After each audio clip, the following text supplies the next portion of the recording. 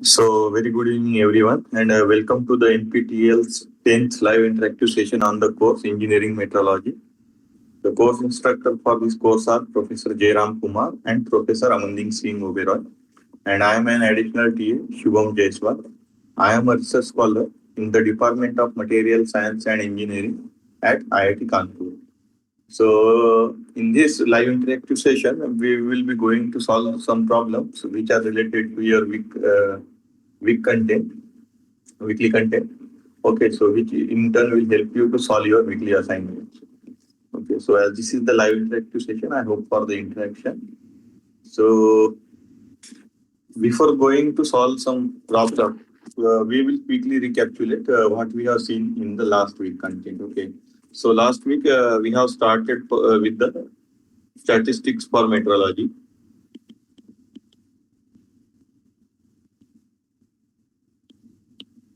That is fundamental concept we have seen. Okay.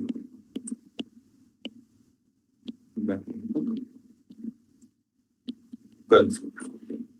So in these fundamental concepts, we have begin with the descriptive. Statistics.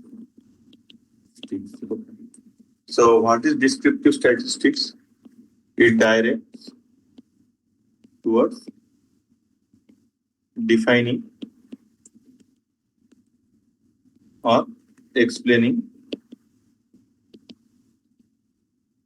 the data that we have. Okay. So after that, we have seen four important aspects of the descriptive statistics. Four important aspects. What are those four important aspects? That are, first one is central tendency. Second one is the dispersion of the data. Third one is nothing but a positioning of data.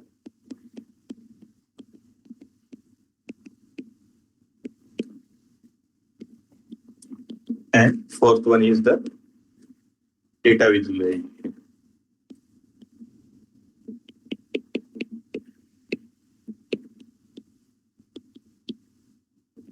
So, in central tendency, we talk about the value of data or the predominant value.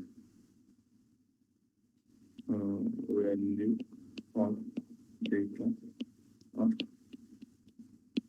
Another was predominant value. So in this dispersion of data, we talk about how our data is spread from the value. So spread of data. So okay. Then later that positioning of data. Okay. So the positioning of data we talk in comparison to the other data or the other data points that we have. So in comparison to other data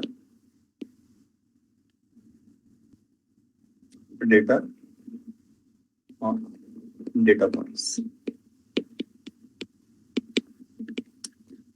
So then data visualization, how do we graphically represent this data? So it is nothing but the graphical representation. Okay. So after this, we have seen each and every aspect of the descriptive statistics in detail. So first we saw that is central tendency.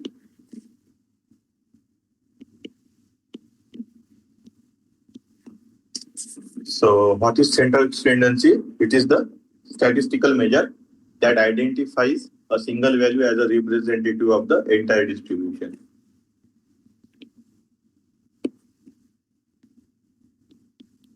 The statistical measure that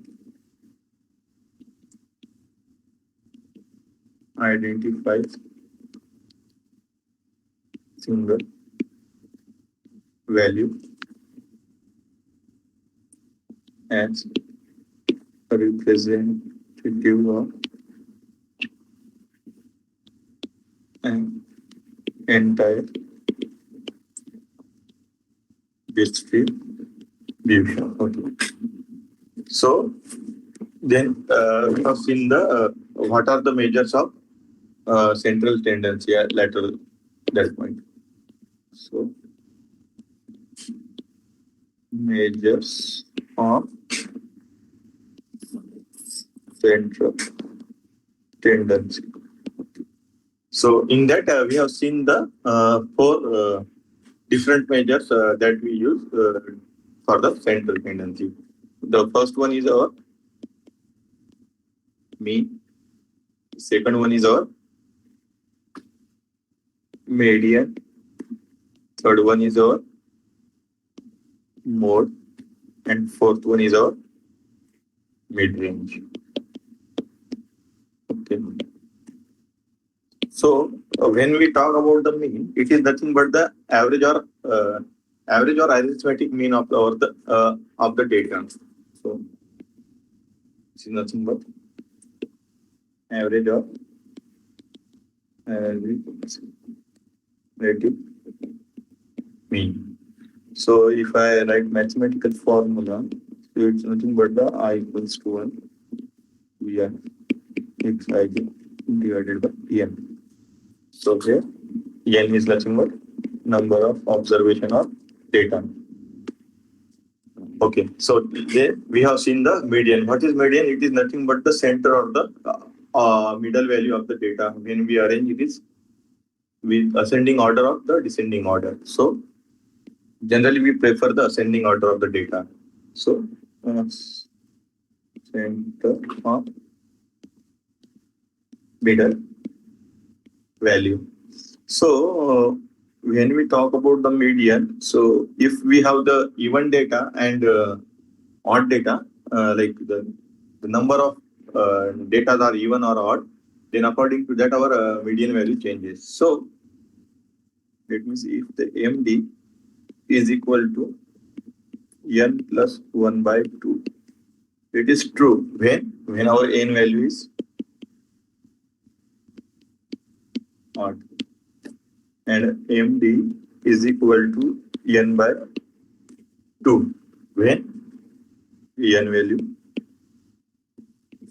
is even. So this we have seen about the median. Then the what is mode? The mode is nothing but the value that occurs with the maximum frequency. Value occurs with maximum frequency. So after that, we have seen the mid-range. What is the mid-range? It is the midway between the highest and lowest value.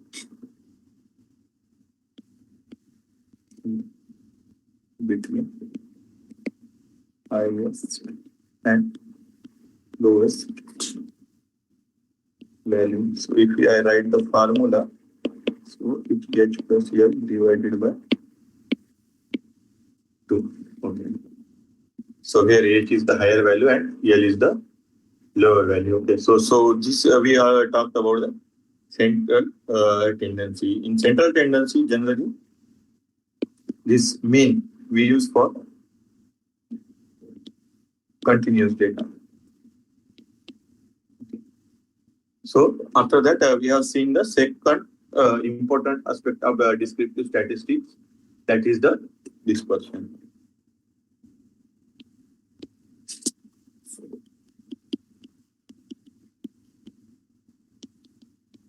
So what is dispersion? In simple words, how our data is distributed. Okay. So that is nothing but the dispersion. Okay. So in that we have seen the what are the measures of dispersion.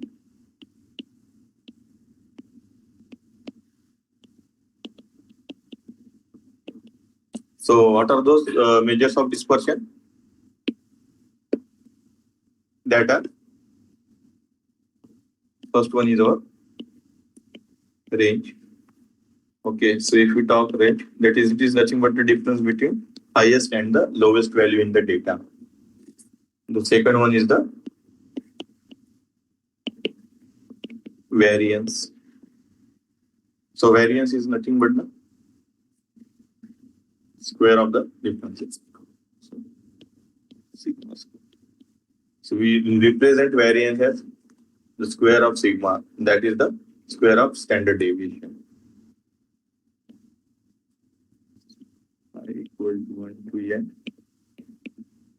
xi minus x bar whole square divided by n minus 1. Okay. So the third measure of dispersion, that is standard deviation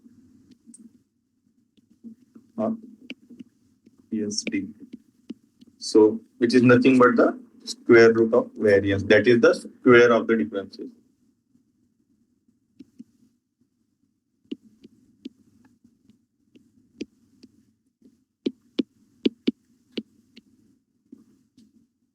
So when we consider the range, it gives the difference between the highest and lowest value. Okay, it doesn't consider the all data that we have.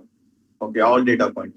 But when we consider the variance, it considers all the data points in the data set that we have. So this is the little intro about the dispersion and its measure. Okay, then after that we have seen some the third important aspect of descriptive statistics, that is position of data.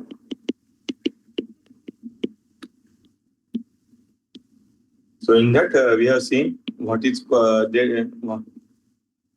We position data with two different methods. One is the quartiles, and second one is our percentiles. Like if we talk about the process, we divide it in the different quarters, which is 0, 25, 50, 75, 100. Okay, like that. And when we talk about the percentile, we divide each division into the percentage. That is the 1th of 100, like that. Okay, so this we have talked about the position of the data in last sentence. So after that, we have seen some data visualization, like how do we graphically represent the data. So data visualization. So in data visualization, there are two important things. One is the functionality. Okay, so what does it talks about? It talks about the functionality. Okay, which types of graph that we should use to represent a particular set of data. Okay, and second one is the aesthetics. That is, in this we consider we talk about the color, shape, and all these things. Like how do will it attract the people to look at into it. Okay, so this is about the data visualization. So in this data visualization, when we talk about the functionality, so it should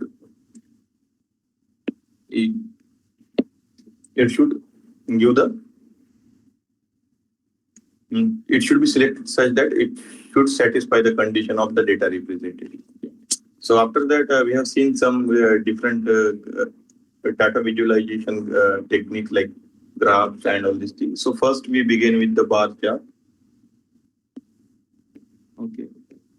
So bar charts we have like this one, like bars to represent the data. Okay. So there are two types of bar chart. One is the stacked bar and one is the spread bar. Okay. Stacked bar, spread bar. So after that, we have seen the histogram. Okay. What is histogram? It is the spatial bar chart.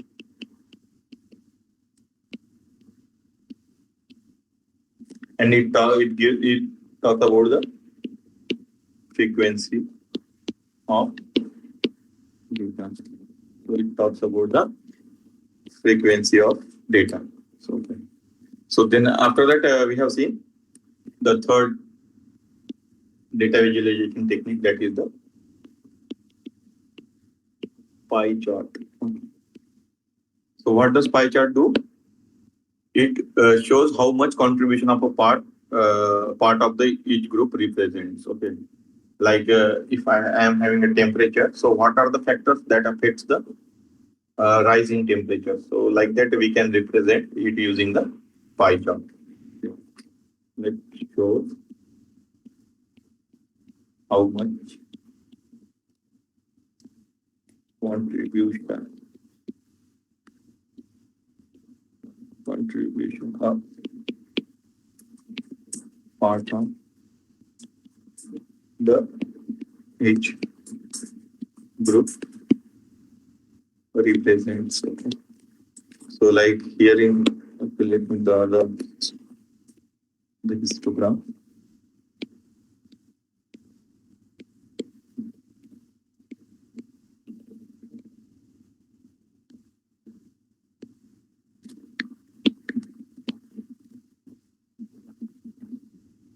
Okay.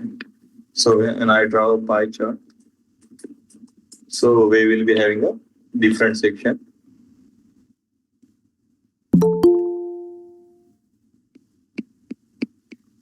That will represent the contribution of the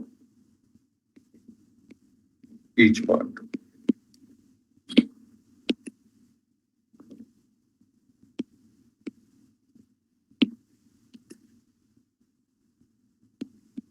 So it will talk about the contribution of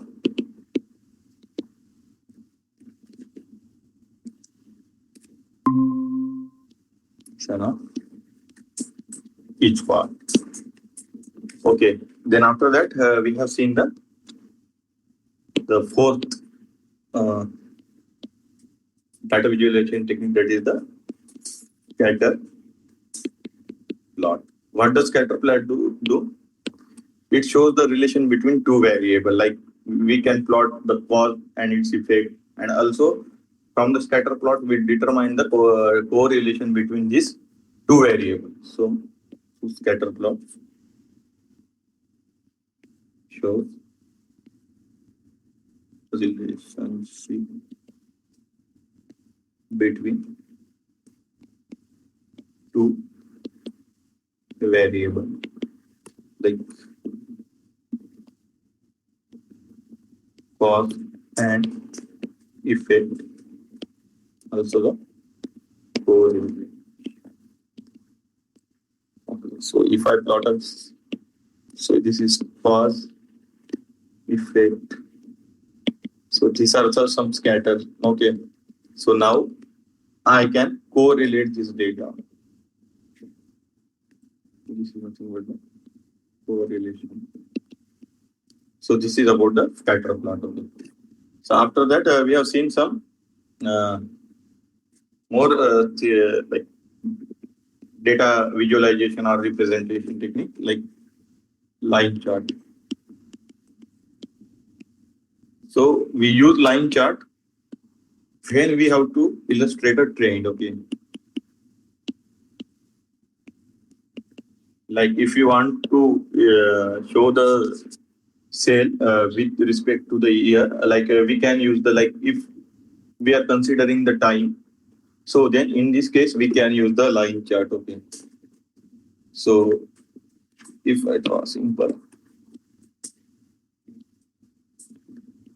time, this is sale. Okay. So I can represent the trend of the data. Okay. So in this case we use the line chart. So after this we have seen the bubble plot. So scatter and bubble plot are almost same. The main difference is that in scatter plot we use two variables. Okay, but in the bubble plot we use third variable. So this is very important. Know the difference between the bubble plot and the scatter plot. So like if I draw,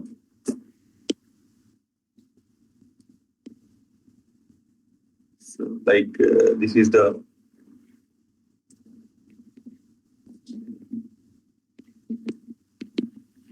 height and this is the supposed weight.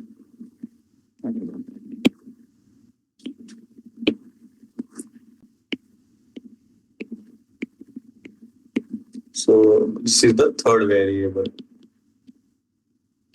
Like we can talk about age and like this. So the size of this bubble will represent the third variable. So after this, we have seen the box plot. Like box plot, it's used for the location of data. So suppose if I have box like this, here I will have the whiskers. This is box. This is median. So in which range or the location of the data, whether it is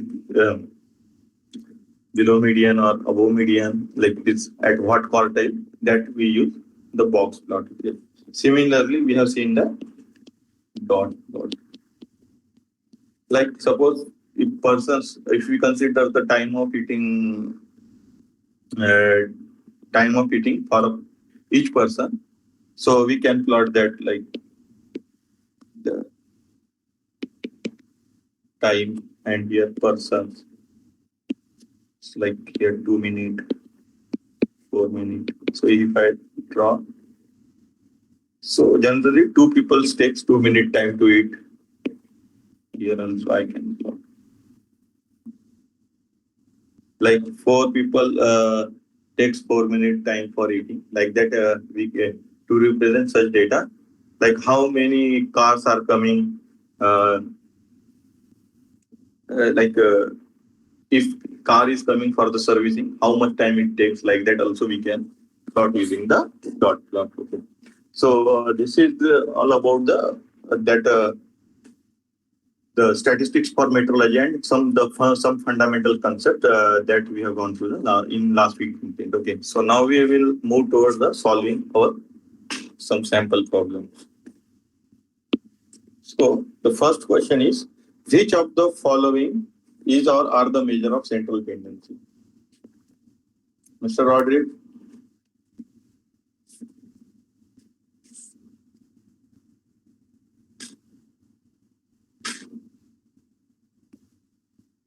Am I audible, Mr. Roderick?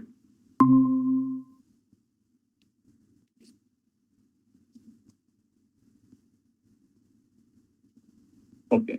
So let's see. So before answering this question, we should know what is central tendency.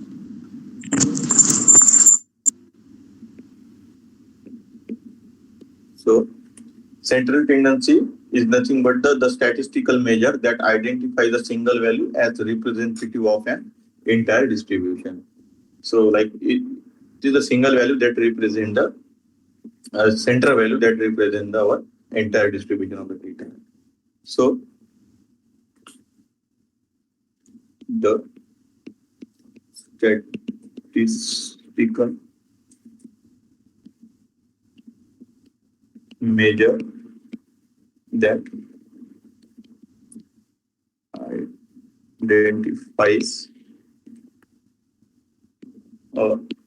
a single value as representative of an entire distribution. Okay. So here we have 3 options. So we will check one by one each option. Okay. So what does it mean? So if first option that we have is mean. So what is mean? It is the average of all our observation, or in simple word, it is the arithmetic mean. average of observation. Okay, so if we have like some 10 data points and if we take the average, we will get a single value. So it satisfies the condition. So this is also the measure of center tendency. Okay. The second one is our median. So what is median? It is the value which divides the data into two equal halves. In simple word, value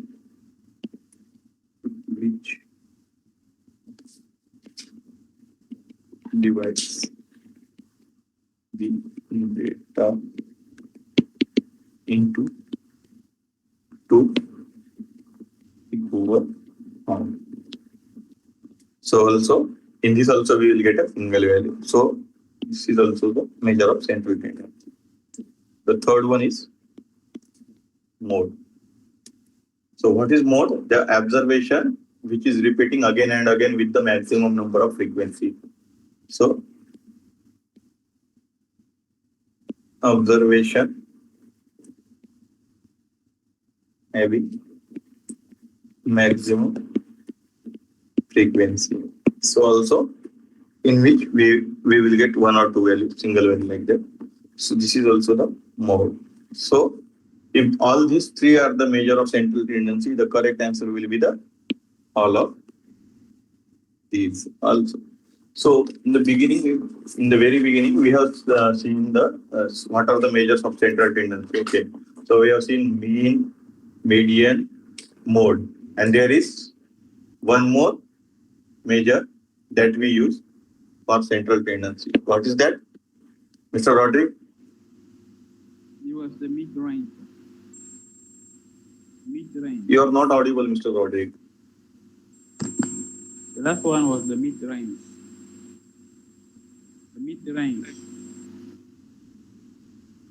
Now try to speak. The last one was the mid-range. Yeah. So the fourth mode, that is mid-range. So what is the mid-range? The midway between the highest and lowest value. Okay. So this is about the central tendency. So now moving to our second question. Which all of the following is or are the measure of dispersion? So if we talk about the dispersion, what we talk about, how the data is distributed. Okay. So hello. It's the range. So what are its measure, Mr. Roderick? The range is used for the dispersion. What? Range. The second option. Range. Okay. So range. You are saying range.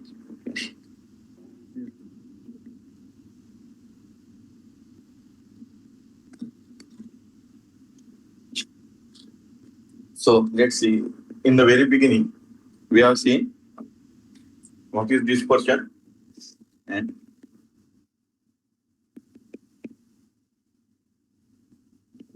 measures of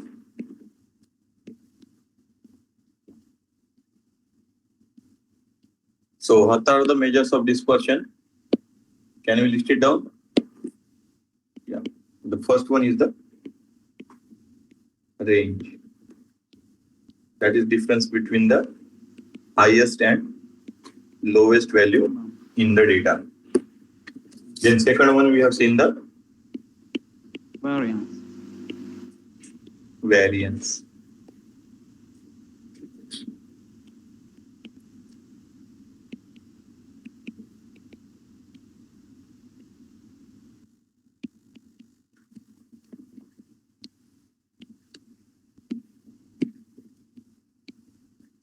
And third one is the standard deviation.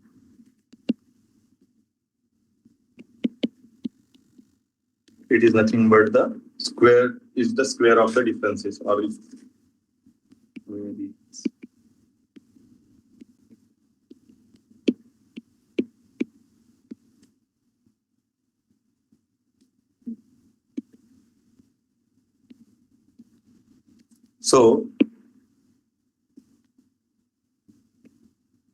so if we see at this the measures of dispersion, only one measure of dispersion is available in the given option, and that is range. So correct answer will be the range.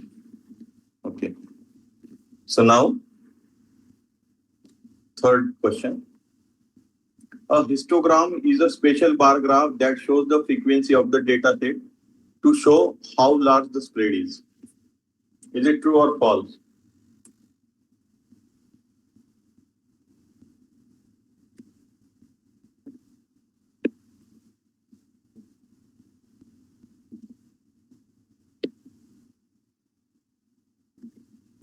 So what do you think, Mr. Roderick?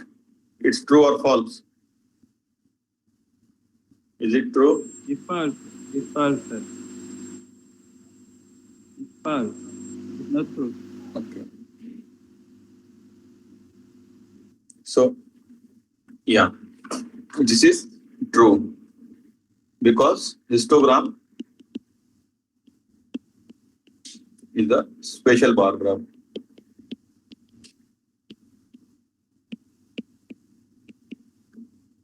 So this is true. The first thing is true. And when we draw the histogram,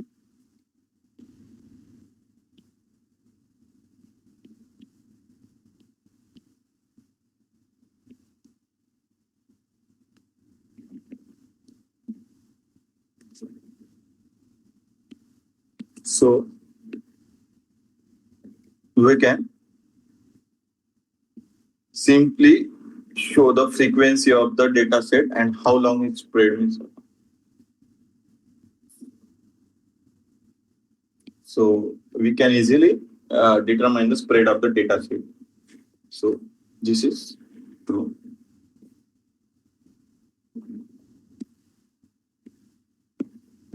So the correct answer will be the true. So now moving to our fourth question. Is used to show the contribution that a part of each group represents. Is used to show the contribution that a part of each group represents. The pie chart. Hello. Hello.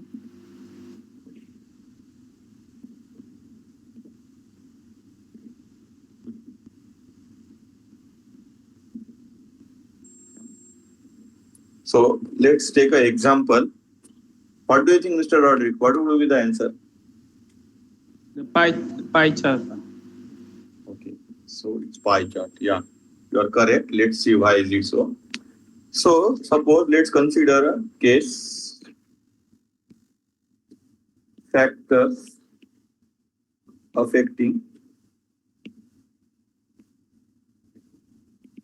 temperature rise. Okay. So in that, if we consider the air pollution, let's say 40%. Then tree cutting, let's say 30%. Let's say some other things like some miscellaneous, okay, some miscellaneous factor, let's say 30%. Okay. So this is the contribution in the temperature rise. Okay. So if we try to represent it using the bar chart, so we can't represent like this is the 40% factor that is affecting and this is the 30%. Okay. So as the whole, we can't represent it using the bar graph. Okay. So this can't be the option. So one we have the second thing. So in the pie chart, usually we talk about the contribution of each way. Like in bar chart, we talk about in pie chart we talk about the contribution of the part for each group. We talk about. So let's say if I draw a pie chart for the given data. So this whole circle represents the 50%. So if I take, let's say,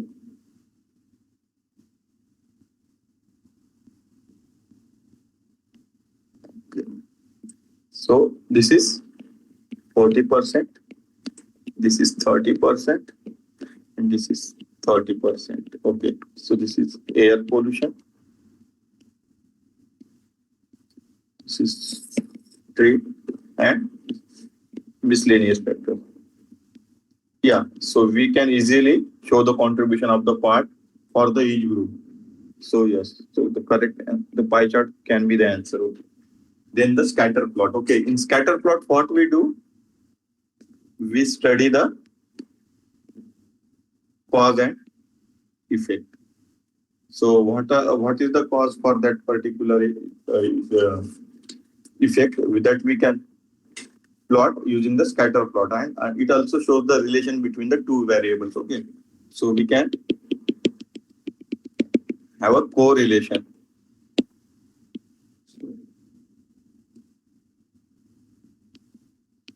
So definitely box chart can be the answer and scatter plot can't be the answer. So the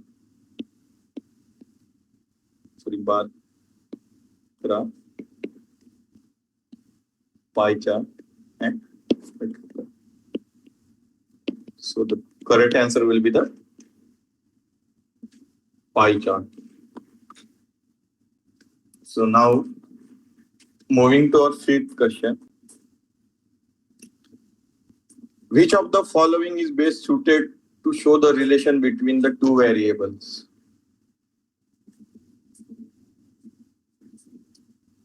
Just now we have seen in the last question itself, and in the very beginning also we have discussed. Like if you want to show the relation between two variables, which type of plot we use?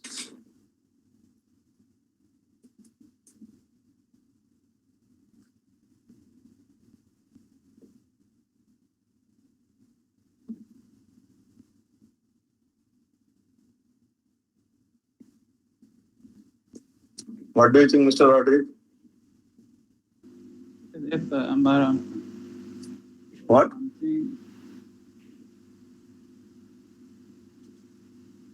Okay.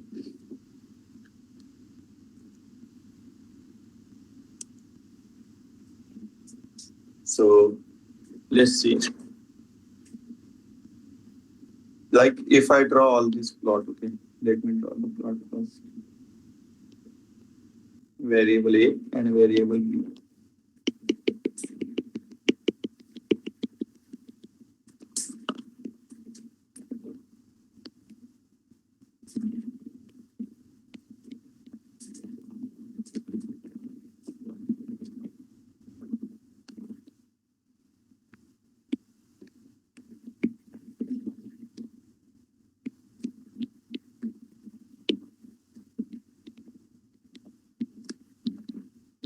So here we have scatter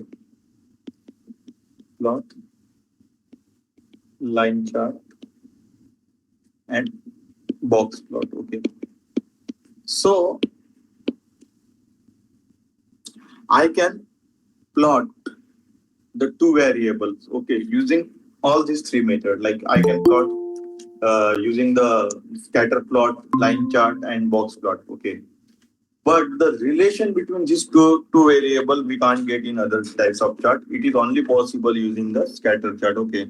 So here I can see a trend, like the relation between these two one. What is the relation between A and B? Like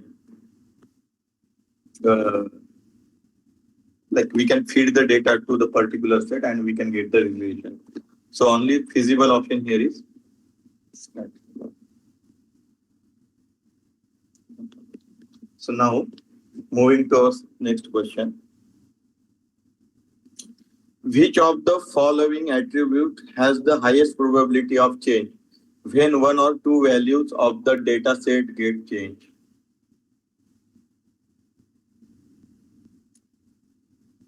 Is it mode, median, mean, or none of these? What do you think, Mr. Chandu?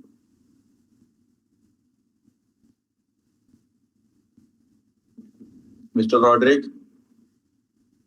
Yes, sir.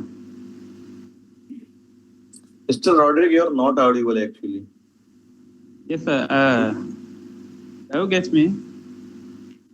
Hello. Can you type it in the chat box? Yes.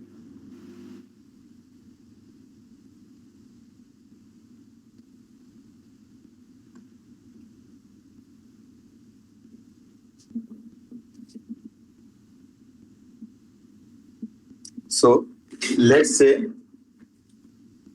I have a data set, like I have the values 1, 2, 3, 4, 4, 3, 7, 4, 9, and 10. Okay. So I have total values n equal to 10. Okay. So I have the 10 values. I have the data set of 10 values. Okay. So now let's see all these three things one by one for these particular types of data set. Okay. So first one is the mode. So what is mode? The observation having maximum frequency. So maximum frequency. So here this we can say that the 3 in this data set came for 2 times and the 4 came for 3 times. So the maximum frequency is of 4. So the mode will be 4. Now the second option is median. So what is median? Value which divides the data into 2 equal halves.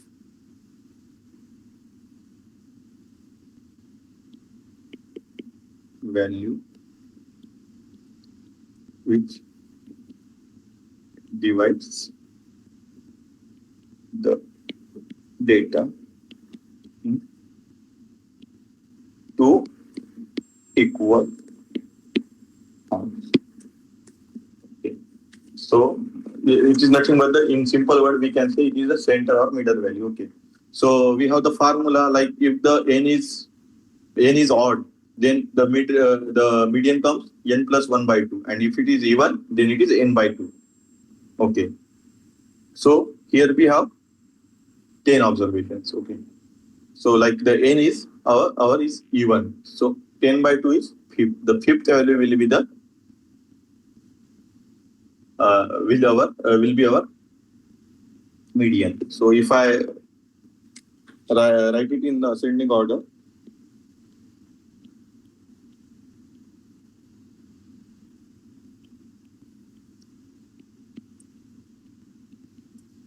so the fourth is our median.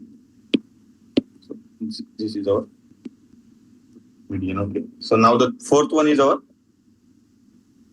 mean. Fourth value that we have is mean. So what is mean? It is the average of all observation or the arithmetic mean. Average all observation or arithmetic mean.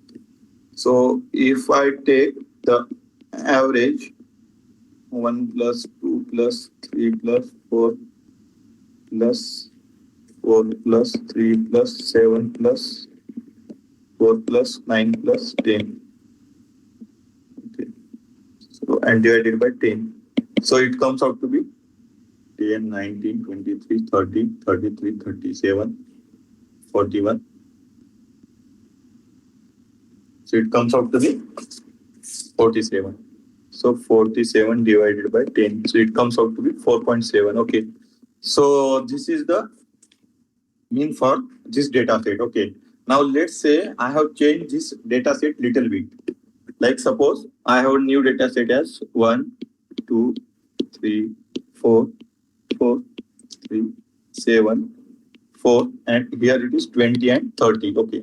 So I have changed the last two things. Okay. Last two data. So now tell me the mean. What will be the mean? Hello, sir. The average of this thing one. Okay. So Hello. well, let's see what is the mode. Here also the 4 is repeating maximum time. So mode will be the 4. So have you observed any change in the mode? No. So this can't be the answer. Now the median. What is the median? Value which divides the data into two equal halves also. Here if we see, it comes out to be the same. Okay. Like here if I 20 and 30, also the median is same. So here also median can't be the answer. So now if I calculate the mean for the new one, so it comes out to be 1 plus 2 plus 3 plus 4 plus 4 plus 3 plus 7 plus 4 plus 20 plus 30 divided by 10. So now if we calculate the mean, so it comes out to be 30, 50, 50, 50. So it comes out approximately 78 by 10. So it is 7.8. So here you can clearly see the difference. So the highest probability of change when two values of the data set gets changed.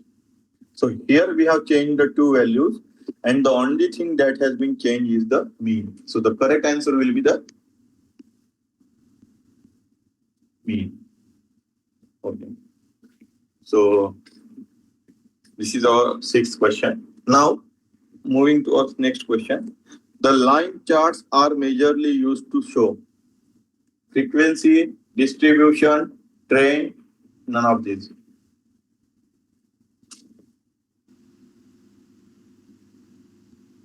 Hello.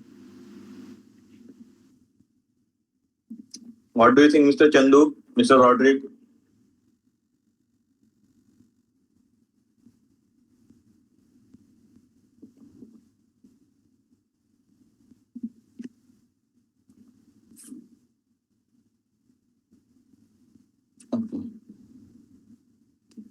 Frequency, sir.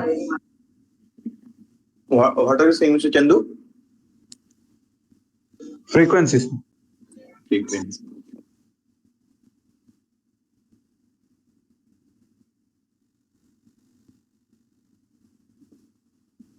Yeah, Mr. Roderick, you are right in last question. It comes out to be the 4. That's why I have written the 4. Okay. 4 plus 4 divided by 2. It comes out to be 4. Okay. Now, in this question, in the very beginning, I have told you that when we talk about the variation of anything or the change in variable with respect to time, we generally prefer the line chart. Okay. And it talks about the trend. So, like we are saying which mobile is trending over the year, like how the sale of the particular mall is, whether it is increasing or decreasing. So that we show with using the line chart. So the correct option will be the trend. So like here I have here sales. So here I can talk about the trend. Okay.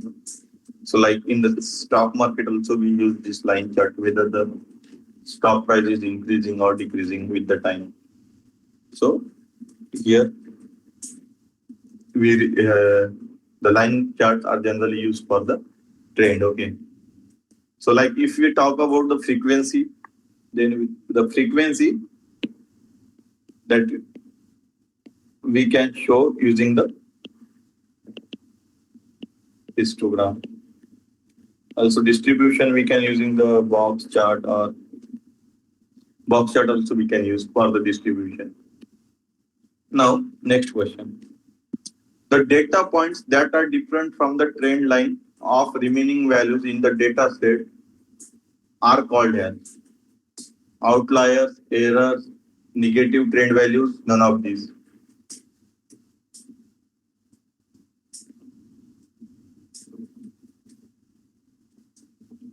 So let's say I will draw a diagram for you, then it will be very much easy for you to answer.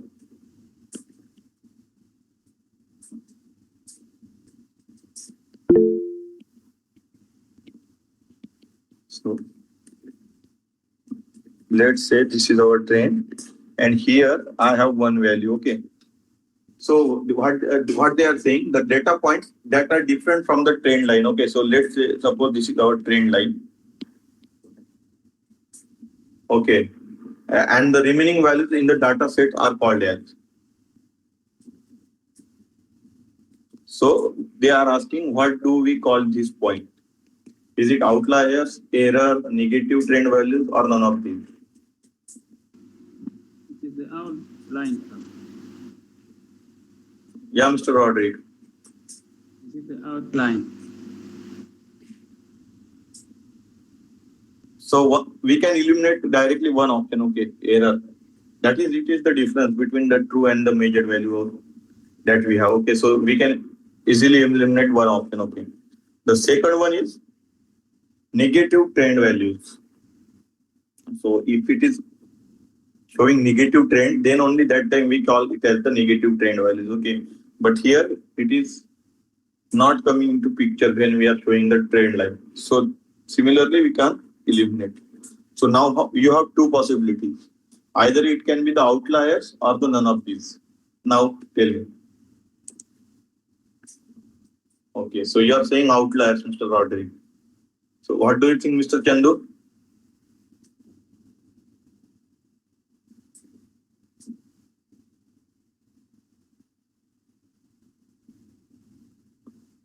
Yeah.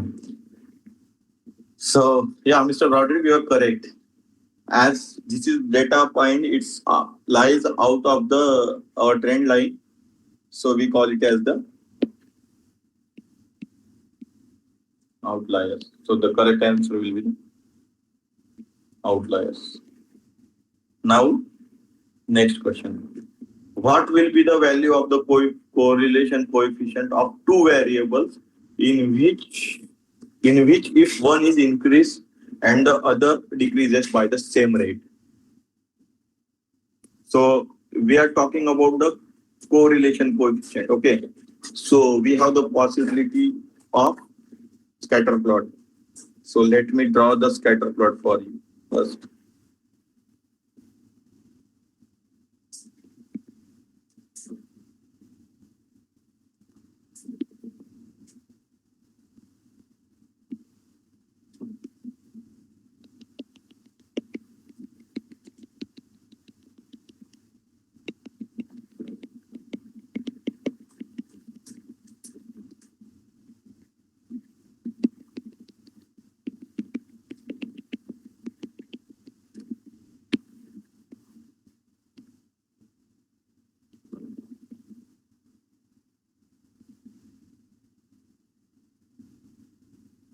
So let's say we have these three scatter plot.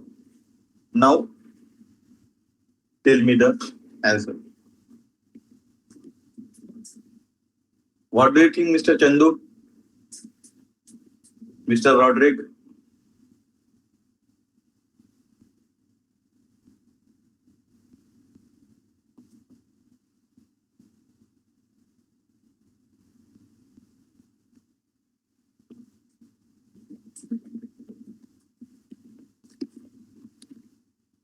Mr. Roderick, Mr. Chandu? What do you think? What will be the answer?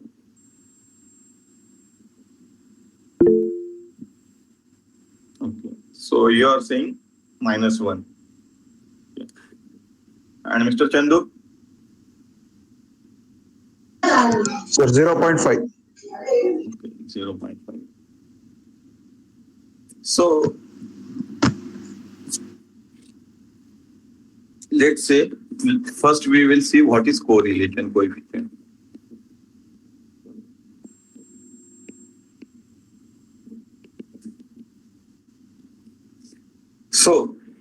correlation coefficient.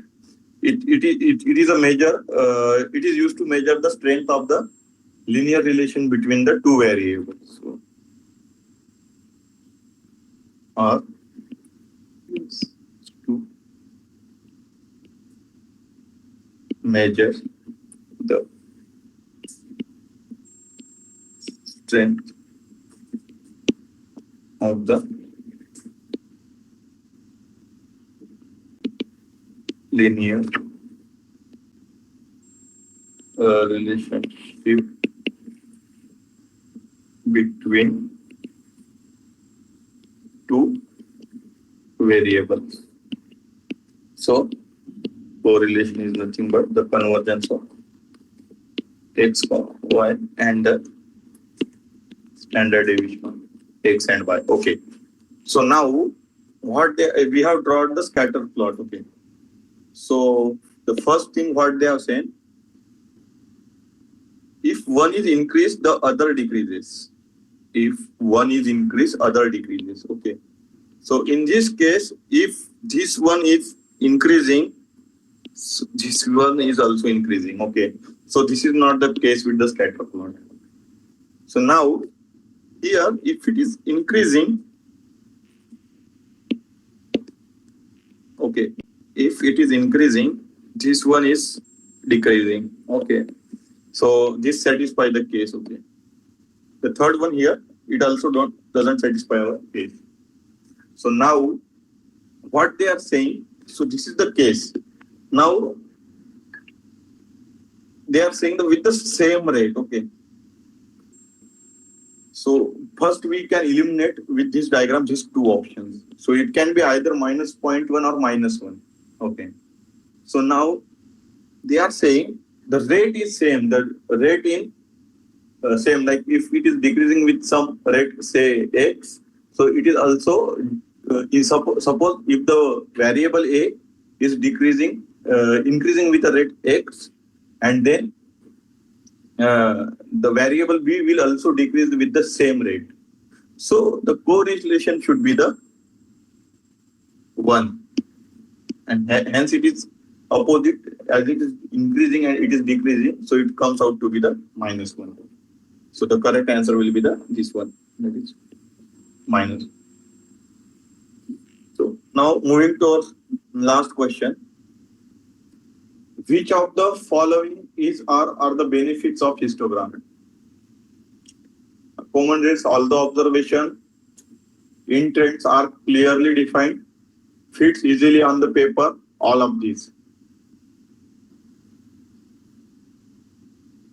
So let me draw the histogram for you so that you can easily answer.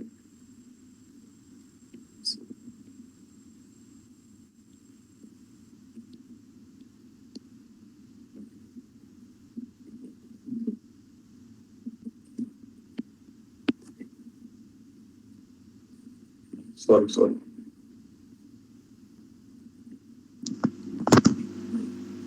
Now tell me the answer. Now apply all these 3 points and to this graph and tell me the answer.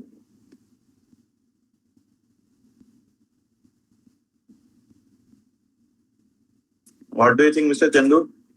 Mr. Roderick? Sir, all of this. The second option. Yeah. We can accommodate all the observation in the histogram. Okay. If it is not, we can use the ranges also. Okay. Simply, if it can accommodate all the observation using the range, we can easily plot it on the paper. The ideal number of histogram should be, the bar should be 3 to 10. Okay. So also it satisfies this condition also and this condition. And intents are clearly defined. So here also we can see the intents clearly. So the correct answer will be the all of these. So this is all about our statistics in metrology and some sample questions related to the fundamental concepts. So if you have any doubt in these questions that we have solved, you can ask, or otherwise we can wind up our session here.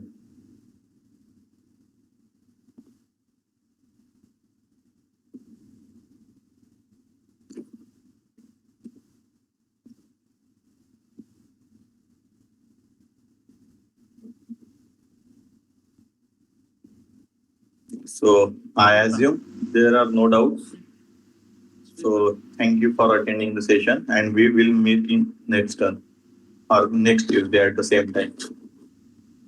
So thank you everyone.